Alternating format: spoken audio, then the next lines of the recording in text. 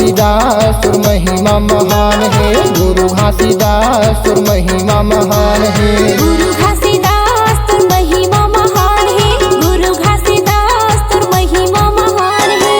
महिमा महान है जी, महिमा महान है, महिमा महान है जी, महिमा महान है। गुरु घासीदास तुर महिमा महान है, गुरु घासीदास तुर महिमा महान है।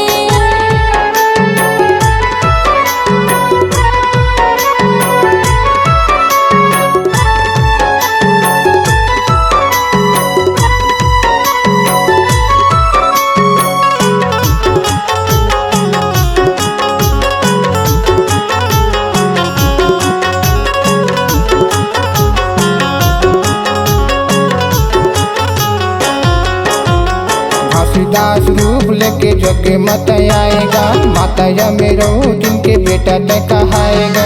घासीदास रूप लेके जग मत आएगा, माता यमराव तिनके बेटा तय कहाएगा।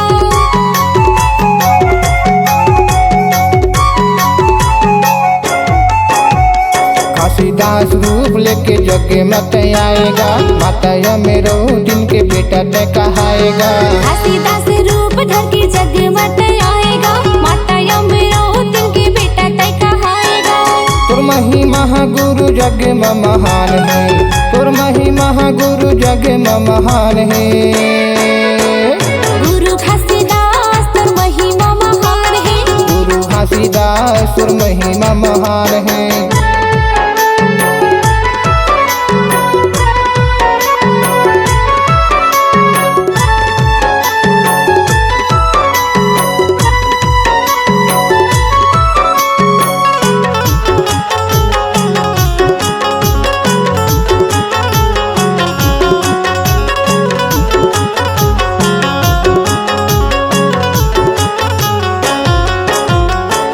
चरणों में गुरु फूल में चढ़ावा, नरियर मिलायो दीप जलावा।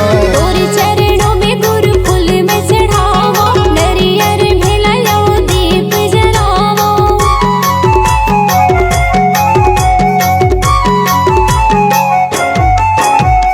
तोरे चरणों में गुरु फूल में चढ़ावा, नरियर मिलायो दीप जलावा। तोरे चरणों में गुरु फूल में चढ़ावा, नरियर मिलायो दीप जलावा। 18 दिसंबर के जयंती मनावा, 18 दिसंबर के जयंती मनावा। गुरु घासीदास तुर महिमा महान है, गुरु घासीदास तुर महिमा महान है। महिमा महान है जी, महिमा महान है, महिमा महान है जी, महिमा महान है।